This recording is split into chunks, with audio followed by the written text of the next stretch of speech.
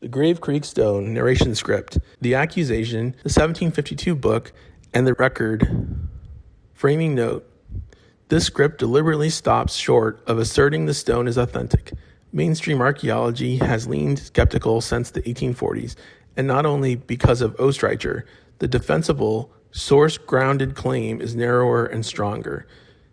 A specific 2008 accusation, Clemens copying Velázquez's 1752, is unpublished, lacks any demonstrable chain of custody, mistakes what the 1752 book actually is, and rests in part of a document, Cherry, that argues the opposite. Keep that critique in mind on the evidence, not on Oestreicher in person. That is what makes it hold up. Act 1, The Artifact. In 1838, the opening of Grave Creek Mound at Moundsville produced a small inscribed sandstone disc, about 25 characters in rows and in no script anyone could agree on. It has never been deciphered. 25 marks, 3 rows, read by no one. Act 2, The Accusation. In October 2008, before the West Virginia Archaeological Society, the anthropologist David Oestreicher argued the inscription was not ancient at all, but a 19th century forgery, carved by copying a printed book. He named the forger Dr. James W. Clemens, a Wheeling physician who helped pay for the excavation, and who, it was alleged, wanted his money back. The crux of the claim, that everything on the stone, including impossible sequences of characters with the same mistakes, had been copied straight out of a single Spanish book printed in 1752. Act 3, the 1752 book, the heart of it. So the case turns on one book. What is it?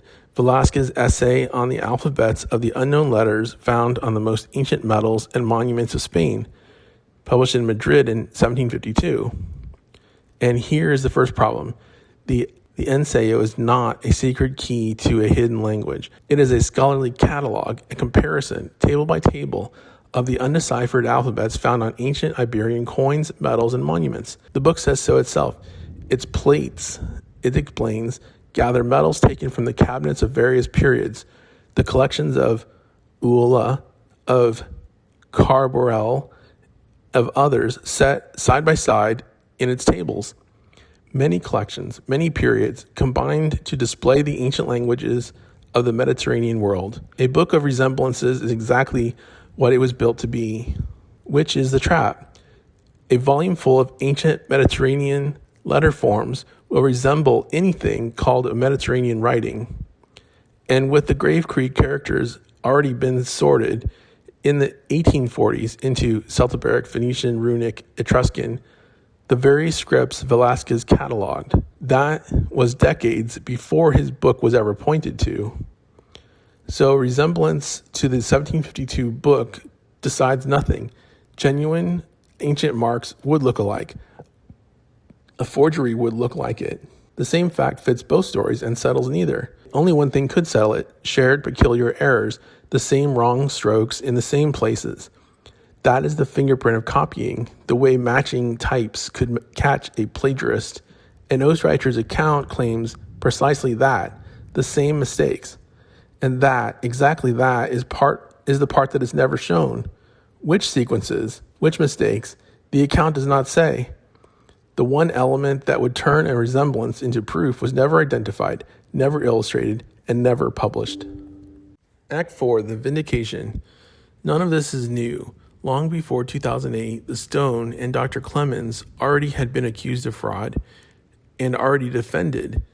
In 1877, P.P. Cherry gathered the case from the people who were there. The Grave Creek Mound, its history and inscribed stone with its vindication, he published. Abelard Tomlinson, who found the stone, swore to it at age 68. He lifted the stone with his own hands from the ancient bed, and to call it a fraud was a foul slander on everyone present. Cherry's pamphlet is, in part, a defense of Dr. Clemens against the very charge later received from Oestreicher. It records that the skeptic E.G. Squire withdrew his objections in 1858. Its verdict, the vindication of Dr. Clemens, seems to be complete. Act 5, Weighing In. Beyond the resemblance, the gaps are concrete. No evidence has ever been shown that a copy of the 1752 volume, printed 86 years before the dig, never translated into English, reached Wheeling or Clemens, or that Clemens read Spanish at all. Even the citation falters. The title, as given, does not match the book's real Spanish title, as if it were described, not read. And Cherry, cited as the strongest evidence for the hoax, in fact argues the other way. The record, honestly, none of this proves the stone genuine. Its authenticity has been disputed since the 1840s, and the question remains open. What the record settles is narrower and firmer. Pull the thread, and the case rests on one resemblance to one 1752 book. But that book is a catalog of ancient alphabets. Resemblance to it is what authenticity itself would predict. The shared mistakes were never shown. The book was never traced to Clemens. The P.P. Cherry book argues for the authenticity. Until Oestreicher's claim is published, it cannot be evaluated. Until it is evaluated, it cannot be considered evidence. Chapter 1, Grave Creek Mound. At the edge of the Ohio River, near present-day Moundville, West Virginia, a great earthen monument rises from the valley floor. The old accounts called it the Grave Creek Mound. The uploaded pamphlet, compiled by P.P. Cherry in 1877, presents it both as a monument and a courtroom drama. At the center of the drama is a small oval inscribed stone, said to have come from the burial vault, opened in 1838. In this revised documentary, the main story comes first: the mound, the burial context, the witnesses, and the indigenous sacred landscape. The anti-authenticity viewpoint is gathered separately at the end. Chapter 2, The Monument on the Ohio. The 19th century witness described the landscape larger than one mound. Grave Creek flowed toward the Ohio. Smaller mounds dotted the flats. A stretch in the file marks the river, the creek, the fort-like enclosure, the great mound, and the lesser mounds nearby. The surviving mound became famous partly because of its size. Cherry reported measurements of roughly 70 feet high, 900 feet in circumference.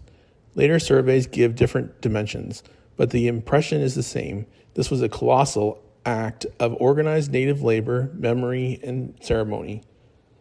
Chapter 3, Opening the Earth. In 1838, Abelard Tomlinson hired workmen to open the mound. By modern standards, the method was dramatic and destructive. They drove a horizontal tunnel from the north side toward the center, and they also sank a shaft from the summit. Inside, accounts describe timbered construction, rotted wood, loose stones, dark soil, charcoal, bones, and grave goods. Cherry's pamphlet preserves the key problem in the testimony: whether the inscribed stone belonged to the lower vault or the upper vault. For Cherry, the confusion came from a complex interior where two stacked burial contexts and fallen debris could be remembered differently by different witnesses. Chapter 4, The Lower Vault. The lower vault was said to have been dug into the original ground before the mound was built. Upright timbers once lined its sides. Cross timbers formed a ceiling. Stones had been placed above them, and when the wood decayed, the roof collapsed inward. In that chamber, the account reports two human skeletons.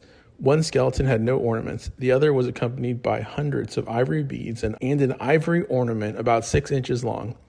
These details shift the story away from the tablet alone. The mound was first and foremost a mortuary place, with burial, architecture, offerings, and the labor of many hands. Chapter 5, The Upper Vault and the Tablet. The upper vault is where the drama gathers force. Cherry's source says it lay about 34 feet above the lower burial. There, a skeleton was reportedly found with copper rings or bracelets, plates of mica, bone beads, and more than 1,000 shell discs. About 2 feet from the skeleton, the account places the small inscribed stone. It was not a grand moment.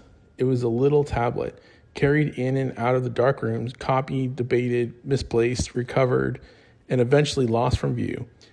Its fame came from the marks, but the burial setting is what gave the object its documentary importance. Chapter 6, The First Impressions. Early observers did not agree on what the marks meant. Some treated them as native or Indian hieroglyphics. Their interpretation shifted toward ancient alphabets from Europe and the Mediterranean.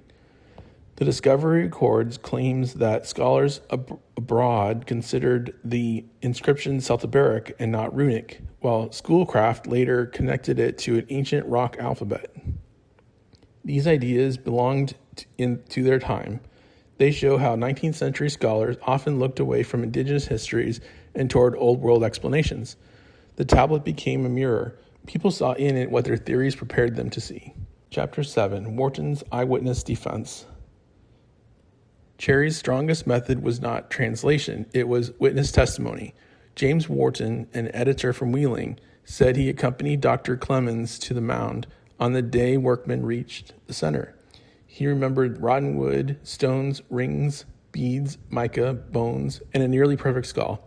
Among the loose dirt, he said, the inscribed stone was brought out and picked up. His defense was emphatic. A fraud was impossible. Wharton did not present the tablet as a polished museum object. He presented it as a rough discovery handled in a dark and crowded excavation. Chapter 8, Peter Catlett. I found the stone. Peter B. Catlett later gives Cherry another dramatic witness. Catlett said he had lived near the mound for 63 years and had helped with the work. He stated plainly that he was the man who found the stone. Described an arch or chamber, a large skeleton, beads, copper rings, pipes, charcoal, and a confusing interior of bones and earth. Then he made the claim Cherry needed most, that no one could have secretly placed the inscribed stone in that context. In the main documentary, Catlett stands as a key pro-authenticity witness. Chapter 9, Tomlinson and Clemens. Cherry also leaned on Abelard Tomlinson and Dr. Clemens. Dr. Clemens' manuscript states that a large skeleton, shell necklace, copper bracelets, and a curiously inscribed stone were found together near the skeleton. Tomlinson, the man who opened the mound, later wrote that he removed the stone with his own hands from what he believed was its ancient bed in the upper vault. These statements do not end the debate, but they explain why Cherry called the pamphlet a vindication. He was assembling testimony to answer the charge that had already become famous. Chapter 10, Cherry's Vindication. The pamphlet is called a vindication because Cherry believed the stone had been dismissed by repetition rather than an investigation, and he gathers together letters from Wharton, Hulls, Catlett, Gerard Clemens, Friselli, Tomlinson, Durlahas, McFadden, and Alexander. He argued that omission had reasons, that disagreements were natural after decades, and that critics were too willing to trust authority without checking witnesses. In this main section, the film follows Cherry's own stated purpose, to preserve the defense testimony before turning to the skeptical case on its own terms. Chapter 11, The Mound Without the Myth. Modern archaeology gives the mound a stronger story than the old lost race theories ever could. Grave Creek Mound is understood as one of the largest Adena mounds, built roughly between 250 and 150 BC, with basket loads of earth and sand moved in a coordinated act of construction. Professional investigations in the eye of the 1970s found the evidence for stage construction and helped date the monument. The site is a sacred native place.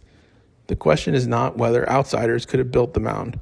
The evidence points to indigenous people of the Ohio Valley, whose ceremonial landscapes were complex, intentional, and enduring. Chapter 12, the main documentary closing. So what remains from the main story? A mound remains, a sacred indigenous monument remains, the 19th century paper trail remains, full of witnesses defending themselves against accusations that the most famous inscribed stone of the Ohio Valley was a hoax. But the mound must not be reduced to the tablet. We can preserve the testimony without being trapped by it. We can study the tablet without making it more important than the people buried in the earth. Now, in the final part, the anti-authenticity viewpoint is presented together. so that the viewer can hear that argument distinctly and separate from the main narrative. Chapter 13, End section, the anti-authenticity viewpoint. This is a separate anti-authenticity section. It is not an argument against the mound. The mound is real. The burials, earthwork, and indigenous landscape are real. The skepticism concerns a small inscribed tablet, stone, and a chain of custody or chain of memory around it. Critics focused on several points. Dr. Morton gave the tablet little attention. E.G. Squire doubted it. Charles Whittlesley worried about fraud. Different published copies varied. And the find accounts did not always agree on details. And later testimony was written decades after the excavation. Those are the strongest reasons the skeptical view must be heard as its own part. Chapter 14, the skeptical case. The anti-authenticity case can be stated plainly. The original tablet is not available for simple inspection today. Early copies did not always match one another. The object was handled casually, moved, lost from view, reportedly stolen, recovered, and later placed with collections. The accounts differ on whether it came from the lower vault, the upper vault, or the debris falling between the contexts. The alphabet theories are also suspicious to many readers because the marks were pulled toward Phoenician, Runic, Celtiberic, Hebrew, Bardic, and other Old World explanations. A skeptic sees those facts as warning signs that the tablet may be a 19th century intrusion or hoax. Chapter 15, Final Balance. The responsible conclusion is a disciplined separation. The anti-authenticity viewpoint belongs at the end in its own section because it concerns the disputed object, not the reality of Grave Creek Mound. The tablet may remain contested. The witnesses may remain imperfect. The 19th century argument may remain tangled with ambition, rivalry, memory, and myth. But the mound itself stands beyond that dispute. Grave Creek remains a monumental native place, an indigenous earthwork of the Ohio Valley, carrying silence, controversy, and awe across more than 2,000 years.